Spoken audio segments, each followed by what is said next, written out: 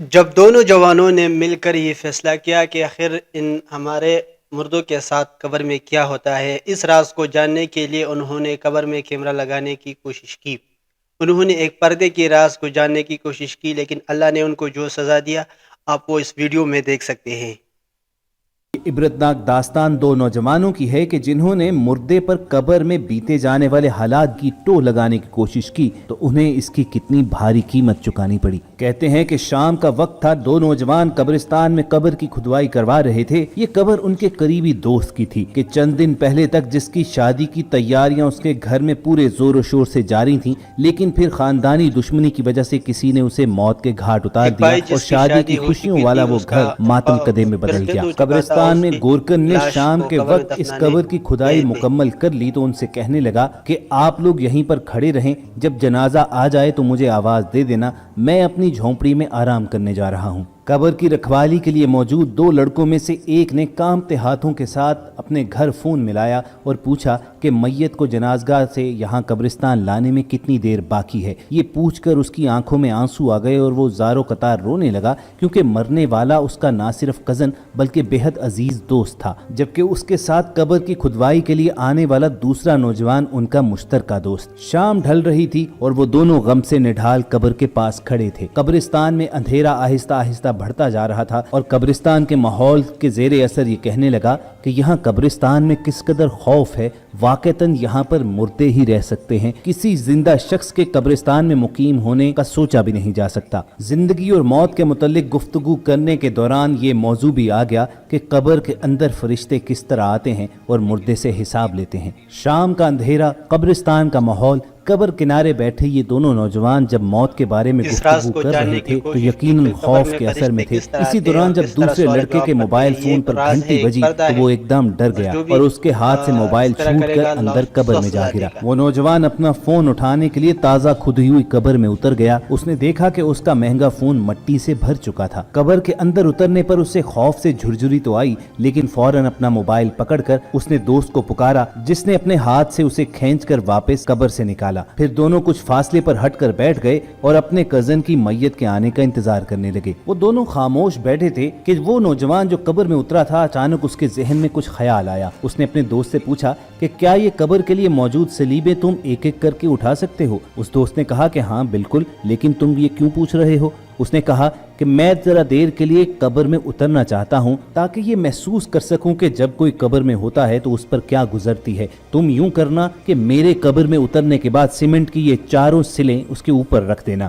وہ دوسرا دوست اس کی بات سن کر ہی لرز گیا اور اس نے کہا کہ تمہیں اس موقع پر بھی اس طرح کی باتیں سوج رہی ہیں، اور اگر یہ سب کچھ کرنے کے دوران یہاں پر جنازہ آ گیا تو لوگ ہمیں کتنا برا بھلا کہیں گے کہ اپنے دوست کی قبر کی بھی یہ لوگ بے حرمتی کر رہے ہیں۔ مگر لاکھ سمجھانے کے باوجود وہ اپنی خواہش پر ڈٹا رہا اور اسے کہنے لگا کہ وہ صرف چند منٹ کے لیے قبر کے اندر لیٹنا چاہتا ہے اور ویڈیو بنا کر واپس آ جائے گا۔ اس نے اپنے دوست سے کہا کہ وعدہ رہا کہ یہ میری آخری شرارت ہوگی، آج کے بعد میں تمہیں شامل کر کے کوئی شرارت نہیں کروں گا۔ جب وہ اپنی خواہش پر بضد رہا تو دوسرے دوست نے اس کی بات مان لی، جس پر وہ اٹھ کر جا کر قبر میں لیٹ گیا اور دوسرے دوست نے اس کی قبر پر سیمنٹ کی ساری سیلیں رکھ دیں۔ آخری سیل رکھنے سے پہلے اس نے دوست سے مذاقن کہا کہ اگر تم کہو تو میں تمہاری قبر پر مٹی بھی نہ ڈال دوں، جس پر اس نے کہا کہ ہاں بالکل تم ایسا کر سکتے ہو۔ اس نے اپنے دوست کی قبر پر مٹی ڈال کر اسے باقاعدہ طور پر زندہ دفن کیا اور پھر کچھ فاصلے پر ہٹ کر بیٹھ گیا، لیکن خوف کے مارے اس کا برا حال تھا۔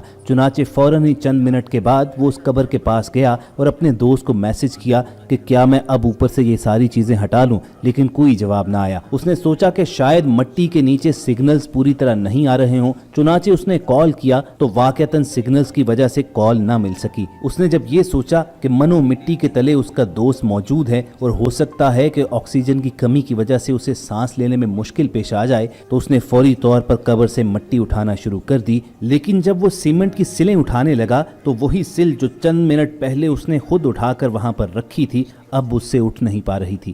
کافی مرتبہ کوشش کے باوجود وہ اپنے مقصد میں کامیاب نہ ہوا تو ڈر اور خوف کے مارے وہ فوراً طور پر گورکن کی جھونپڑی کی طرف بھاگا اور اسے اپنے ساتھ آنے کو بولا۔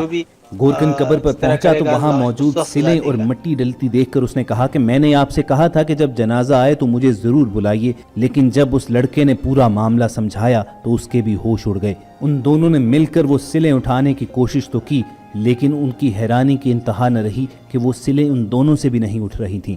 اب تو اس لڑکے کے اوسان خطا ہو گئے اور وہ زارو قطار رونے لگا۔ اس نے روتے روتے اپنے بھائی کو کال ملائی اور سارا ماجرا بیان کر دیا۔ اس کے بھائی نے اسے یقین دہانی کروائی کہ جنازے سے پہلے وہ خود قبرستان پہنچ رہا ہے۔ دوسری جانب قبرستان میں وہ لڑکا غم اور خوف سے اس قدر نڈھال ہوا کہ اپنے ہوش کھو بیٹھا۔ اس کا بھائی جب قبرستان پہنچا تو اپنے بے ہوش چھوٹے بھائی کو دیکھ کر مزید پریشان ہوا۔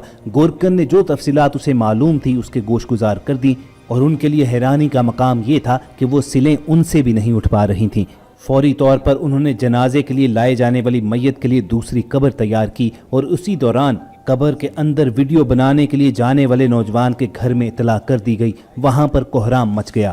اپنے بچے کے لیے وہ قبرستان پہنچے تو سب سے پہلے انہیں یہ شک گزرا کہ شاید ان کے بیٹے کے دوست نے اسے نقصان پہنچایا ہو، اور اب اپنا گناہ چھپانے کے لیے یہ جھوٹی بات گڑ رہا ہے۔ لیکن یہ سب کچھ تو تب ثابت ہو سکتا کہ جب وہ قبر کھل پاتی۔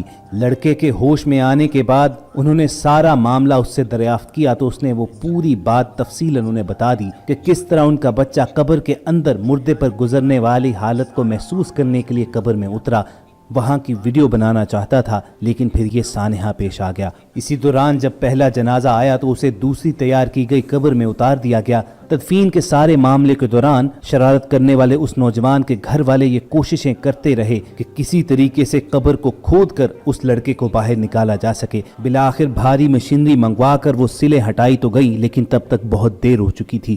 وہ نوجوان قبر کے اندر ہی مر چکا تھا۔